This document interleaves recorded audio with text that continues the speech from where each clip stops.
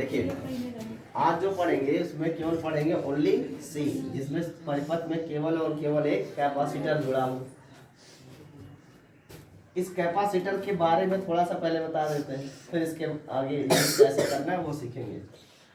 देखो संधारित्र वास्तव में एक ऐसा उपकरण होता है जिसमें दो टर्मिनल होते हैं, एक पॉजिटिव और एक नेगेटिव। इसका उपयोग क्या है? इसका नाम हिंदी में क्या कहते हैं? इसको संधारित्र। और इसका उपयोग है आवेश का संचय करना और प्लस इसका उपयोग करते हैं धारा का प्रवाह बनाए रखना। कौन सी धारा? जल धारा नहीं, विद्युत धारा। विद्युत धारा का प्रवाह बनाए रखना। हम सभी को पता है कि अल्टरनेटिंग करंट जो होती है ना, फ्लक्चुएट होती है, यानी कभी उसका मान अधिकतम हो जाता है, कभी उसका मान न्यूनतम हो जाता है, यानी वो प्रति सेकंड धारा का मान बदलता रहता है। ऐसे में अगर आप किसी पंखे को लें, जो आप पंखा घर पे लगा होता है ना, उस पंखे को अगर डायरेक्ट एसी से आप कनेक्ट कर देंगे तो होगा क्या कि एक बार वो पंखा क्लॉकवाइज और दूसरी बार एंटी क्लॉकवाइज रोटेट हो जाएगा, क्योंकि धारा भी क्लॉक और एंटी क्लॉकवाइज बदलती रहती है। तो डायरेक्शन चेंज हुआ अगर धारा का, तो चक्करण भी क्या होगा? पंखे का बदल जाएगा। ऐसा ना हो, एक डायरेक्शन में चलता रहे, उसके लिए जो यूज करते हैं वो क्या है? कैपेसिटर। और उस कैपेसिटर को हाई वोल्टेज का बनाया जाता है, इसी जिसे कहते हैं कंडेंसर। क्या कहते हैं? कंडेंसर। ये पंखे में लगा होता है, हर पंखे में लगा होता है। और जब ये वीक हो जाता है ना, तो पंखे की स्पीड क्या होती है? कम हो जाती है। क्यों? क्योंकि इसमें से आउटपुट करंट की वैल्यू कम हो जाती है। तो इससे को बदल दिया जाए अगर, तो पंखा जो है और अधिक स्पीड से चलता है। तो ये है कैपेसिटर। इसका मुख्य काम आवेश का संचय करना और धारा के प्रवाह को परिपथ में बनाए रखना है। इसका एक बड़ा स्वरूप है जिसका नाम क्या है? कंडेंसर है। जो पहले पुरानी वाली टेलीविजन आती है ना, black and white, black and white जो टीवी है, टेलीविजन, और अभी कलर में भी जो टेलीविजन आती थी पहले, कलर टेलीविजन में, जैसे इस टाइप का, ध्यान दीजिएगा, चित्र बना रहे हैं उसका। ये पिक्चर ट्यूब हो गई आपकी स्क्रीन, और इसके पीछे ऐसे बना रहता था बड़ा सा डिब्बा, ऐसे होता था ना, और ये डिब्बा ऐसे होता था। तो ये स्टैंड पे आप रख लिए, यहाँ स्क्रीन हो गई, और इस स्क्रीन के पीछे इतना ढेर सारा इंस्ट्रूमेंट लगा होता है।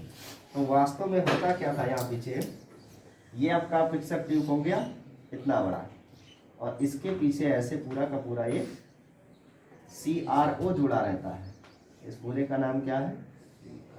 CRO। इसे बोलते हैं कैथोड रे ऑसिलोस्कोप। और ये जो भाग होता है, इसमें एक छोटा सा भाग यहाँ पे यहाँ लगा होता है इलेक्ट्रॉन गन। क्या लगा होता है?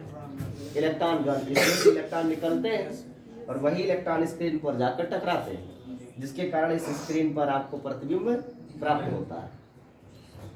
पहले ब्लैक एंड व्हाइट टेलीविजन हुआ करती थी, तब उस टाइम पे केवल इलेक्ट्रिक फील्ड का उपयोग करते थे। कौन सा फील्ड? लेकिन जब कलर टेलीविजन आए तो इलेक्ट्रिक के साथ साथ मैग्नेटिक फील्ड का भी उपयोग किया जाने लगा। किस लिए इलेक्ट्रिक और मैग्नेटिक का उपयोग करते हैं? इलेक्ट्रॉन को उसके पथ से विचलित करने के लिए। जैसे मान लो ये गन है, यहाँ से इलेक्ट्रॉन निकला, तो ये इलेक्ट्रॉन सीधा अगर अपने पथ पर जाएगा तो सामने स्क्रीन पर टकराएगा।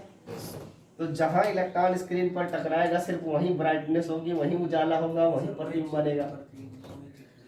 जब हम इलेक्ट्रिक और मैग्नेटिक फील्ड का उपयोग करते हैं तो ये इलेक्ट्रॉन अपने पथ से क्या होता है? विचलित हो जाता है। तो यहाँ पहुंच गया, कोई यहाँ पहुंच गया, कोई यहाँ पहुंच गया। आप देखोगे पूरे स्क्रीन पर इलेक्ट्रॉन क्या होते? बिखर जाते हैं ऐसे। इस कारण से आपको पूरे स्क्रीन पर प्रतिदीप्ति अर्थात प्रतिबिंब प्राप्त होता है। तो इन इलेक्ट्रॉनों को इनके मार्ग से विचलित करने के लिए पहले इलेक्ट्रिक फील्ड का उपयोग करते थे, बाद में मैग्नेटिक फील्ड का उपयोग किया गया। जब इलेक्ट्रिक फील्ड का उपयोग करते थे तो electric field directly proportional to voltage होता है। जितना ज़्यादा वोल्टेज होता उतनी बड़ी स्क्रीन होती। का तात्पर्य है कि 12 वोल्ट का अगर ये टेलीविजन है और 12 वोल्ट इसको मिल रहा है, तो ये फुल स्क्रीन पे दिखाई देगा। बैटरी चलते चलते डिस्चार्ज हो गई, मान लो 8 वोल्ट बचा, इसकी स्क्रीन क्या हो जाएगी, छोटी हो जाएगी। तो छोटी होते होते होते एक ऐसी अवस्था आती है कि सिर्फ इतने में दिखाई देता था। कब? जब ब्लैक एंड व्हाइट का जमाना था तब। जब कलर टेलीविजन आ गया तो कलर टेलीविजन में यहाँ क्वाइल लगाते हैं। क्या लगाते हैं? क्वाइल, कुंडली। और कुंडली में आपको पता है, इस चैप्टर में हमने पढ़ा क्या होता है, इंडक्शन, प्रेरण होता है, स्वप्रेरण। हमने अगर आरोपित किया एक बार विद्युत धारा कुंडली के अंदर, तो उस कुंडली में स्वतः ये क्षेत्र क्या होता है, उत्पन्न हो जाता है। और ये क्षेत्र जब उत्पन्न हो जाता है तो धारा कमान स्वयं ही बढ़ जाएगी। अर्थात आप अगर पहली बार इस टेलीविजन को, कलर टेलीविजन को स्टार्ट करने के लिए 220 वोल्ट चाहिए, 220 वोल्ट मिला और ये स्टार्ट हो गया, एक बार स्टार्ट हो गया, तो दोबारा इसको बनाए रखने के लिए अगर केवल 120 वोल्ट भी रहेगा तब भी ये चलता रहेगा। क्यों? कॉइल के कारण। क्योंकि कॉइल के अंदर इंडक्शन होता है, उस इंडक्शन से मैग्नेटिक फील्ड जनरेट होती है और वही मैग्नेटिक फील्ड आगे काम आती है। ये तो हो गई बात। तो ये कैपेसिटर समझ पाए। अब यहाँ पे इस कैपेसिटर का क्या यूज है वो मैं बताता हूँ। इसमें ऐसे सर्किट होती है, इसका किट बोला जाता है। इसे क्या कहते हैं? किट कहते हैं। क्यों? इस पे कंपोनेंट लगा होता है, रेजिस्टेंस, कैपेसिटर, सारे उपकरण लगे होते हैं। एक बड़ा सा ऐसे डिवाइस होता है, वैसे बहुत बड़ा नहीं होता लेकिन ऐसे होता है छोटा सा, इसका नाम है एसटी। क्या नाम है?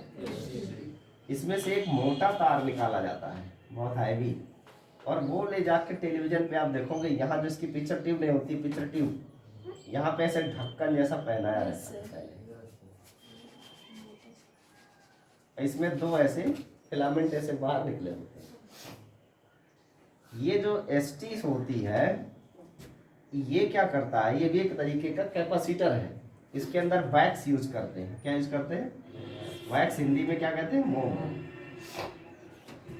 ये 220 वोल्ट को लगभग 11,000 वोल्ट बना देता है। कितना बना देता है? ये कैसे कर पाता है? 220 वोल्ट पर आवेश आया, एसटी के अंदर जब आवेश आते हैं तो ये आवेशों को अपचयित कर लेता है, यानी आपस अपने में स्टोर कर लेता है। तो 220 वोल्ट पर आवेश मान लो 10 कूलम आया, तो पर सेकंड 10 कूलम करते करते वो 1000 कूलम आवेश अपने में इकट्ठा कर लिया। तो जब 1000 कूलम आवेश इकट्ठा होगा तो वोल्टेज ऑटोमेटिक क्या होगा? बढ़ जाएगा। तो इस कारण से ये वोल्टेज का मान यहाँ पे बढ़ जाता है। चाहे ये कैपेसिटर हो, चाहे ये एसटी हो, इसमें धारा प्रवाह अगर आप बंद भी कर देंगे तब भी इसके अंदर आवेश होता है। और इनको कभी भी टच करने से पहले क्या किया जाता है? डिस्चार्ज। नहीं तो अगर इसे आप डायरेक्ट टच कर लेंगे तो आपको झटका होते ही लगेगा। क्यों? क्योंकि इनके अंदर आवेश स्टोर होके रहता है, हमेशा रहता है। समझे कि नहीं? जो पंखे में कंडेंसर लगा होता है ना, उस कंडेंसर को जब भी आप दुकान पे लेने जाओगे या पंखा बनवाने जाओगे, कंडेंसर निकाल के अब पेचकस लेके उसका जो दोनों टर्मिनल होता है ना, उसको ऐसे टच कर देते हैं, तो शॉर्ट हो जाता है। जितना आवेश होता है वो क्या होता है? डिस्चार्ज होता है। और अगर आपने डिस्चार्ज नहीं किया, कंडेंसर निकाले और दोनों ऐसे पकड़ लिए, तो आपको कम से कम 220 वोल्ट का झटका तो लगेगा ही, बहुत तेज लगेगा। अगर कहीं एसटी पकड़ लिए और हाथ पे ऐसे लग गया ना तो आर पार होल हो जाएगा। ये इतना खतरनाक होता है। तो इसे डिस्चार्ज किया जाता है। तो इसका मतलब ये कैपेसिटर का काम मुख्य रूप से समझ में आया ना। इसका मुख्य काम है आवेश का संचय करना, यानी इकट्ठा करना, और दूसरा धारा को बनाना। बात स्पष्ट है? यहाँ जो पढ़ने जा रहे हैं वो एसी करंट के लिए है। अगर केवल कैपेसिटर है सर्किट में, क्या है? कैपेसिटर, ओनली सी, तो अल्टरनेटिंग वोल्टेज मान लो V not of sine omega T है। यहाँ धारा भी होगी I बराबर I not sine omega T. इनमें से आपको ये जानना है कि इस कैपेसिटर में पहले वोल्टेज मैक्सिमम होता है कि पहले करंट मैक्सिमम होती है? मैक्सिमम होता कौन है पहले? ठीक है। तो यहाँ पर अगर हम देखें, जब पहले प्रारंभ में अगर ये डिस्चार्ज रहा होगा तो इसका वोल्टेज क्या रहा होगा? 0। और अगर ये चार्ज रहा होगा तो वोल्टेज रहा होगा मैक्सिमम। अगर ये डिस्चार्ज है तो इसको सर्किट में लगाने से कोई फायदा है नहीं, क्योंकि काम नहीं करेगा। और अगर चार्ज है तो सर्किट में धारा को बनाए के रखेगा ये। हम मान लेते हैं कि ये कैपेसिटर क्या है? फुल चार्ज है। अगर कैपेसिटर फुल चार्ज है तो इसका मतलब इसका वोल्टेज सबसे ज्यादा होगा कि नहीं? और अगर डिस्चार्ज है तो वोल्टेज क्या होगा? 0। डिस्चार्ज है तो वोल्टेज 0 है, और अगर चार्ज है तो वोल्टेज ज़्यादा है। क्वेश्चन ये है कि अगर हम इस कैपेसिटर को एक बाह्य स्रोत से जोड़ रहे हैं तो तात्पर्य यहाँ यही निष्कर्ष निकाला जा सकता है कि ये कैपेसिटर पहले डिस्चार्ज है। अगर डिस्चार्ज ना होता तो इसको सोर्स से जोड़ने की आवश्यकता नहीं थी, क्योंकि तब हम कैपेसिटर से ही धारा ले सकते थे। लेकिन यहाँ कैपेसिटर चार्ज नहीं है, क्या है? डिस्चार्ज है। तो जब सर्किट में लगाएंगे तो ये शुरू होगा क्या? चार्ज होगा। जब ये चार्ज हो जाएगा तब इसमें से धारा मिलेगी। बात समझ में आ रही है? जब कैपेसिटर डिस्चार्ज होता है तब इसमें से अधिकतम धारा गुजरती है। कितनी धारा गुजरती है भाई? अधिकतम धारा गुजरती है। और जैसे जैसे कैपेसिटर चार्ज होता जाएगा इसका वोल्टेज बढ़ेगा, धारा का मान घटेगा। तो जब ये डिस्चार्ज है तो धारा इसमें से अधिकतम गुजर रही है। जैसे जैसे ये चार्ज होगा इसका वोल्टेज का लेवल बढ़ेगा, धारा का मान छोटे ही धीरे धीरे कम होता जाएगा। और जब वोल्टेज मैक्सिमम को प्राप्त हो जाएगा तब धारा का मान, यानी अगर कोई कैपेसिटर फुल चार्ज है तो उसमें से गुजरने वाली धारा का मान क्या होगा? 0। पास आउट करंट की वैल्यू क्या हो जाएगी? लेकिन कब? जब कैपेसिटर फुल चार्ज होगा तब। बात स्पष्ट है? और अगर डिस्चार्ज है तो अधिकतम धारा। तो हमने जो कैपेसिटर लगाया है वो क्या है? डिस्चार्ज है, तो इसमें से धारा अधिकतम जा रही होगी ना। इसलिए पहले अधिकतम कौन हुआ? धारा। तो अगर धारा अधिकतम है तो निश्चित ही धारा क्या बनेगी? अग्रगामी, और वोल्टेज बढ़ेगा।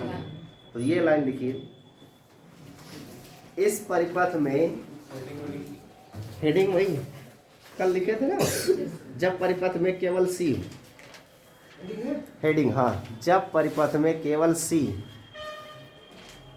कैपिटल सी हो, जब परिपथ में केवल कैपिटल सी हो, ठीक है। देखिए इस अवस्था में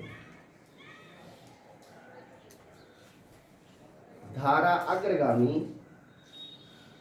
और वोल्टेज पश्चगामी होगा।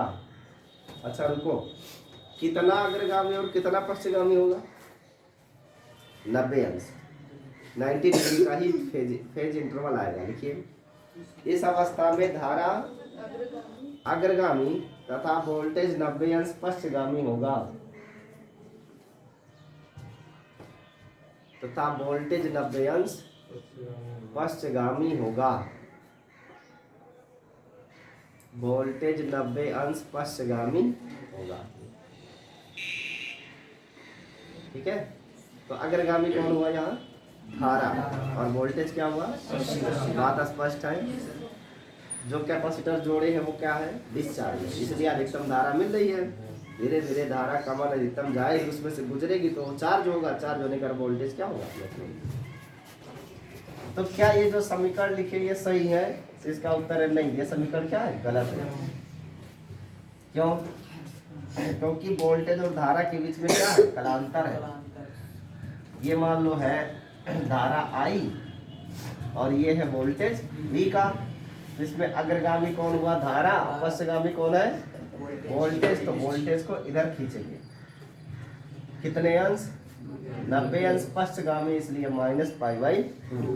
ये होगा वोल्टेज VC। VC का मतलब C का वोल्टेज, अर्थात कैपेसिटर का वोल्टेज।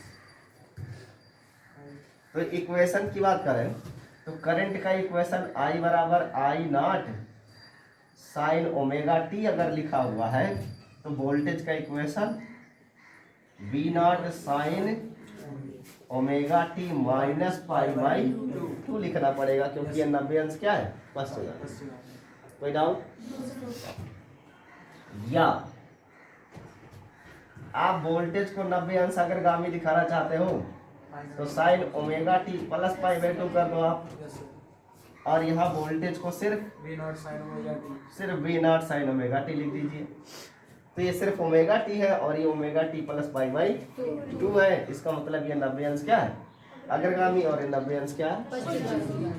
क्या बात समझ में आई? ये जो पाई बाई 2 है यही क्या है, कला, इसी को कहते हैं पाई कला।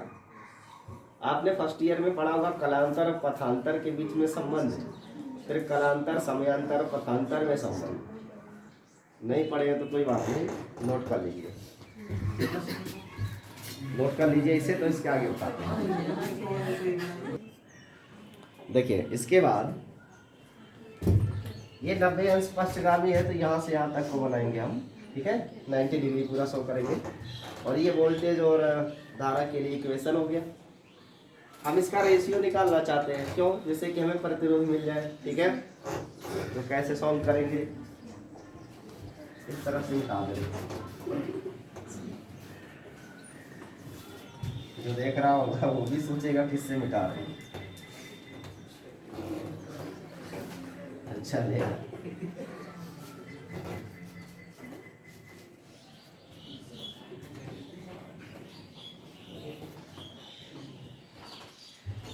देखो, अगर ये वोल्टेज और करंट का हम रेशियो लिखे तो क्या मिलेगा, V बटे आई, और V को क्या लिखेंगे, V not sine of omega t minus pi by बटे I not sine omega t, क्योंकि वोल्टेज 90 अंश पश्चगामी है, माइनस नहीं रखेंगे। V बटे आई को यहाँ क्या बोलेंगे, प्रतिरोध ही तो है। लेकिन देखो यहाँ प्रतिरोध की जगह कौन सा शब्द यूज करते हैं, प्रतिबाधा। क्या यूज करते हैं, पर यहाँ पर जो केवल कैपेसिटर C यूज किया गया है, इस केवल कैपेसिटर C के लिए V बटे आई को प्रतिघात कहेंगे। क्या कहेंगे, लेकिन कौन सा प्रतिघात, भारतीय प्रतिघात। क्या नाम होगा इसका, भारतीय प्रतिघात। इसे किससे दर्शाएंगे, यक्स सी से। ये भी रेजिस्टेंस ही है, परंतु ये रेजिस्टेंस थोड़ा हटके है। कैसे, यक्स सी बराबर होता है 1 बाई ओमेगा सी। ओमेगा क्या है, कोणीय आवृत्ति, इसे लिखते हैं 2 पाई एफ। तो एक्स सी बराबर क्या आ जाएगा, 1 बाई 2 पाई एफ सी। ये जो एक्स सी है ये प्रतिरोध है, क्या है, किसका, कैपेसिटर का। पर जो प्रतिरोध यहाँ आप देख रहे हो ये ओम के नियम को फॉलो नहीं कर रहा। ये प्रतिरोध एक्सी का मान देखो आवृत्ति के क्या है, व्युत्क्रमानुपात, यानी आवृत्ति अगर ज्यादा होगी किसकी, धारा की या वोल्टेज की, तो प्रतिरोध का मान कम होगा। अगर कैपेसिटेंस ज्यादा होगा, यानी धारिता ज्यादा हो, तो भी प्रतिरोध का मान कम होगा। लेकिन अगर आवृत्ति कम है तो प्रतिरोध ज्यादा, भारतीय प्रतिघात का मान क्या होगा, ज्यादा। कैपेसिटेंस भी कम है तो प्रतिघात का मान ज्यादा होगा। इन दोनों के बीच जो संबंध है वो कैसा है, व्युत्क्रम का है। X C is inversely proportional to 1 by F and X C is inversely proportional to 1 by C. धारा या वोल्टेज की आवृत्ति बढ़ाने पर भारतीय प्रतिघात का मान घटेगा। कैपेसिटर की कैपेसिटेंस वैल्यू ज्यादा होने पर भी प्रतिघात का मान कम होगा। बात समझ में आई है? देखो, चाहे प्रतिघात भारतीय हो या प्रतिघात प्रेरकीय हो, इन दोनों का मात्रक क्या लिखेंगे? ध्यान से बात को समझना। यक्सएल बराबर आपने पढ़ा था ना, यक्सएल बराबर ओमेगा एल या 2 पाई एफ एल लिख सकते हैं। ये क्या कहलाता है भाई? इसे कहते हैं प्रेरकीय प्रतिघात।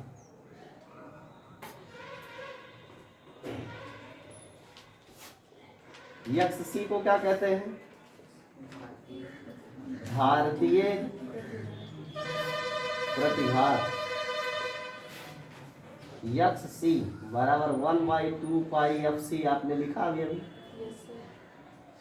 इसमें कोई डाउट तो नहीं है? इन दोनों में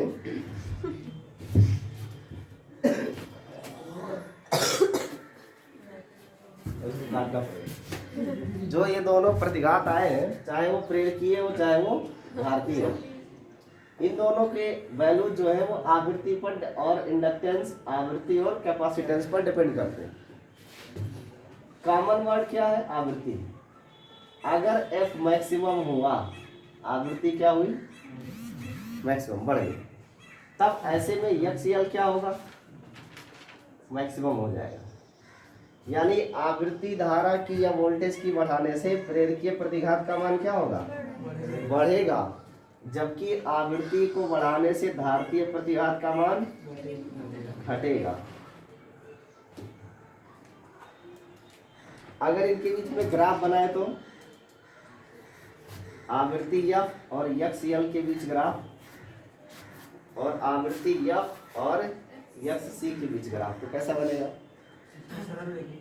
ये एक्सएल और ये प्रोपोर्शनल है ना, ये मान तो बढ़ेगा, तो ये ऐसे बनेगा। लेकिन यहां कैसा बनेगा? ऐसे बनेगा। जब आवृत्ति सबसे कम होगी तब प्रतिरोध का मान सबसे ज्यादा, और जैसे जैसे आवृत्ति बढ़ती जाएगी इधर को, वैसे वैसे इस एक्स सी का मान क्या होगा? घटता जाएगा। लेकिन एक बात ध्यान में रखना है, ना एक्स सी 0 होना है और ना एफ 0 होगा, क्योंकि अगर धारा की आवृत्ति 0 हो गई तो इसका मतलब वो प्रत्यावर्ती धारा रह ही नहीं जाएगी, फिर वो क्या बन जाएगा? डीसी। और ये है क्या? एसी। इसलिए मैंने इसे मूल बिंदु से नहीं खींचा है, यहाँ से खींचा है। क्या आप मेरी बात समझ पा रहे हैं? इन दोनों के रिजल्ट समझ में आए? मात्रकों की बात करें तो जो यक्सएल है और जो यक्स सी है, दोनों है क्या चीज? यक्सएल और ये यक्स सी है क्या? वास्तव में ये है प्रतिरोध, लेकिन ये ऐसे प्रतिरोध है जो बदल रहे हैं। क्या हो रहे हैं?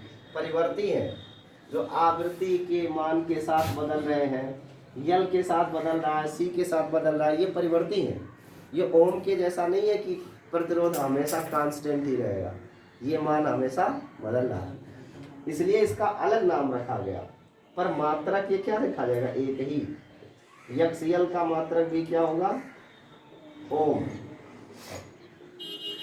और अगर यक्स सी का भी मात्रक लिखेंगे तो क्या लिखेंगे?